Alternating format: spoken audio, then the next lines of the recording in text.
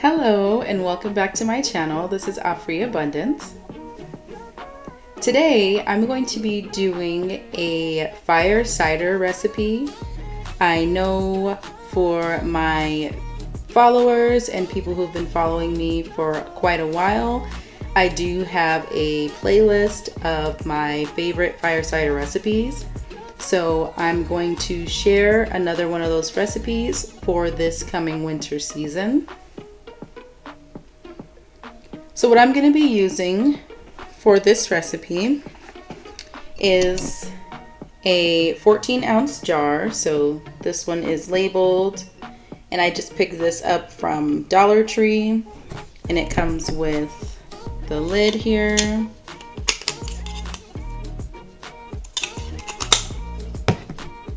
And I have sanitized it and made sure that it is bone dry. Then I'm also going to be using some parchment paper. Now for anyone who knows, when you're making fire cider and you have these metal type of lids, you want to apply a layer of protection due to the chemical reaction that you will get from adding in the fire cider or the apple cider vinegar for the fire cider. So I've got parchment paper, and the apple cider vinegar that I'm going to be using, as I've used in my previous videos, is going to be the Bragg's Organic Apple Cider Vinegar.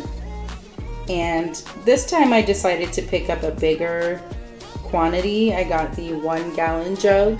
I usually get the small jars. However, this time I want to make a larger batch, so I went ahead and picked this one up. And this is the one that is unpasteurized with the mother good organic bacteria within it. And the herbs that I'm going to be using are going to be whole cloves. I'm going to be using granulated garlic, and I'll be using whole organic anise seeds. And instead of using the whole horseradish root, I'm going to be using the horseradish root powder, and it just comes like this. This is the organic all natural root powder, and you can pick this up in any whole food or natural grocer's grocery chain. I will also be using some of my favorite hot pepper powder, and I picked this up from one of my local African markets. I'm also going to throw in there some organic hawthorn berries, and then I have some red onion. And then I also have some peppers. I believe these are serrano peppers. And then I just have some measuring spoons here for all of the dried ingredients. So the first thing I'm gonna do is go ahead and add in my veggies here. So I'm gonna add in the red onion,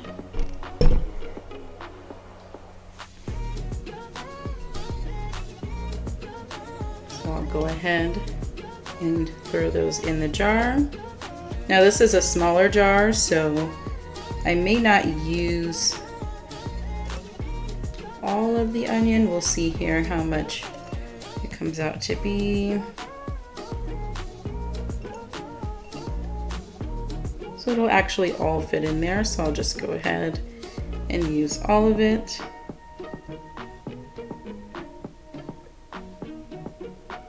Then I'll go ahead and put my peppers in.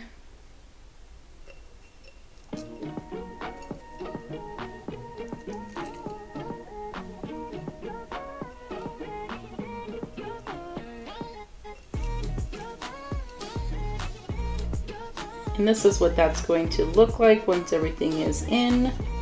And then I'm just gonna go ahead and start adding in my dried ingredients. So I'm going to use about half a handful of the hawthorn berries, like so. And I will just empty those in there.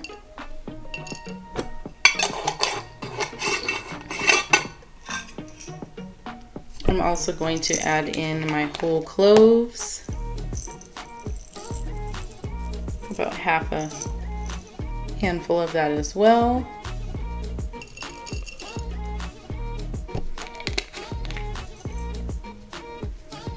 Then I'm gonna go ahead and add in my horseradish root powder, which is the main staple in fire cider. So I'm gonna go ahead and use about a tablespoon.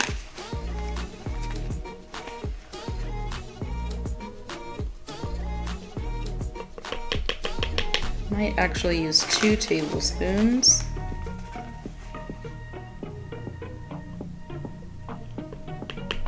Go ahead and empty that in there.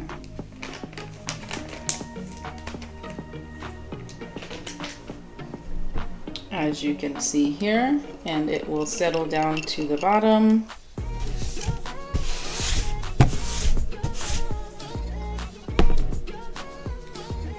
Then I'm gonna go ahead and add some of my whole anise seeds. And I'm gonna add 1 tablespoon of that as well.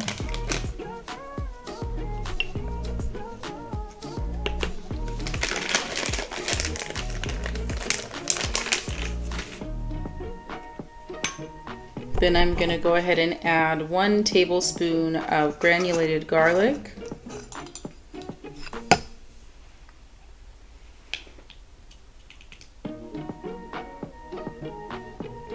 Make sure I measure this out, just so everything will fit properly.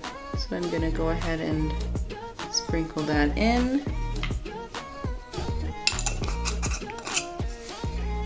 And the last thing I'm gonna do here is add in my hot pepper powder.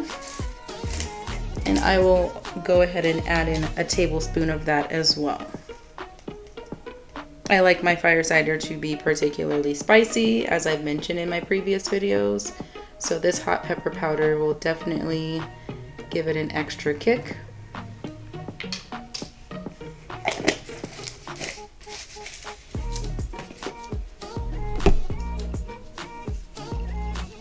So I'm gonna go ahead and close up the jar and give it a quick shake before I add the vinegar in.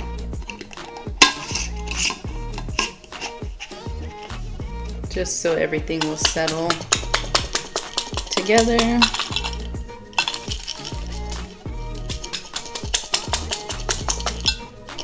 As you can see here, everything is nice and combined. So I'm gonna remove the lid.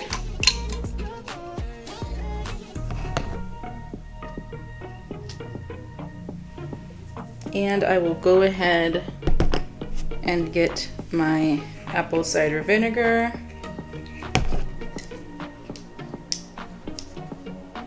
And open that up.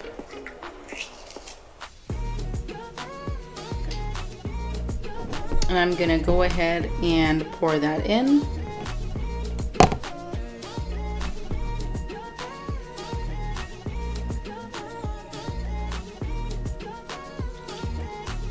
And you can pretty much use any type of combination of herbs and spices that you'd like.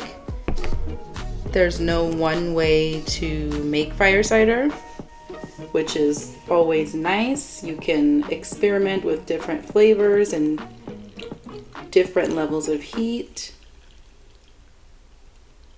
So I'm just gonna go ahead and fill that up.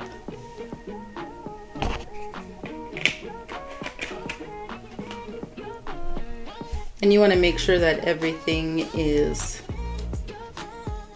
covered here. So I'm just going to go ahead and use my measuring spoon just to squish down some of these peppers. There we go. And now I'm gonna go ahead and get a piece of parchment paper, as I stated before, just to make sure there's no chemical reaction to the vinegar. So it just comes in a roll, just like aluminum foil. And you're just going to remove the glue here.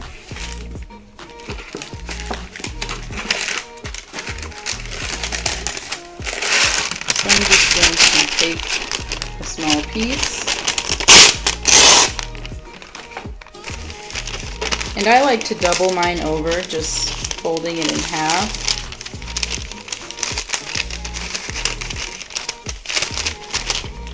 Like so. And I'm just going to take it like this and place it over the jar. I'm going to take the lid here and I'm going to place it on top of the jar here. And then I'm going to add the ring here.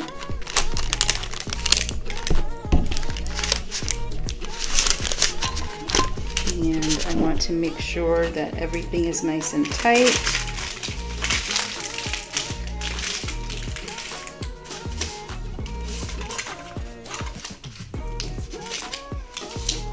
And you can also just place the parchment paper over the jar and place a rubber band around it just to get a tighter fit.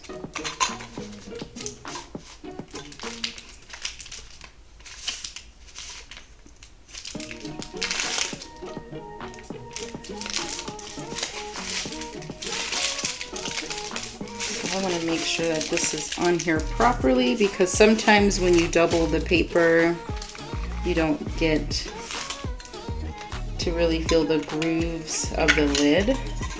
So I just want to double check here that this is on properly.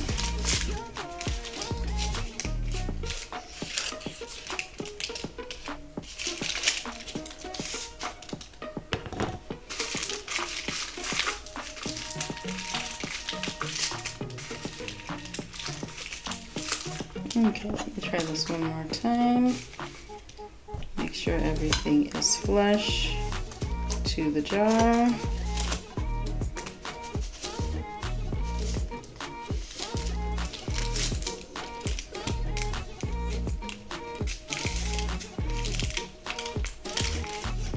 And there we are.